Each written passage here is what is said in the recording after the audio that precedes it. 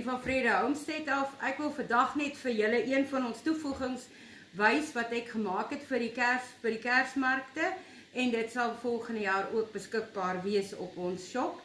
Ek kook hierdie sweet but spicy sauce, is ons eie resep wat ons maak.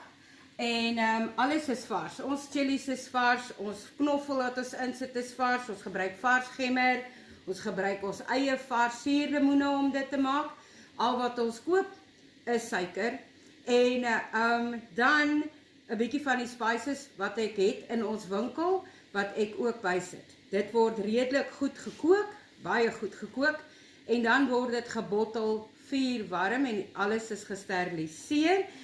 Die sous smaak lekker saam met jou ontbyt, saam met 'n eierbroodjie. Jy kan dit gebruik vir jou platterbord. Jy kan sien dat die sous is loperig, maar hy het 'n lekker consistency. Ek is lief daarvoor om dit op my braaibroodjie te smeer. Ek eet dit saam met alles. Ek is mal oor 'n geurige brand. Dit is nie 'n brand om jou dood te brand nie, maar hy het regtig 'n lekker spike op hom. So ja, ek persoonlik dink dit is 'n goeie belegging.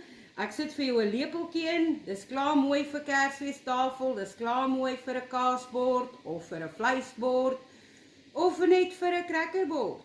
Jy kan hom sommer eet met chips. Ek eet hom persoonlik sommer soos konfyt.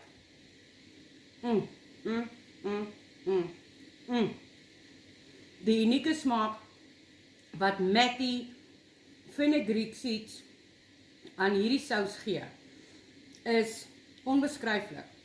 Dit smaak na iets wat ek nog nie geëet het nie en ek het al redelik baie chili souse geëet. Groete vir julle. Geniet julle dag verder.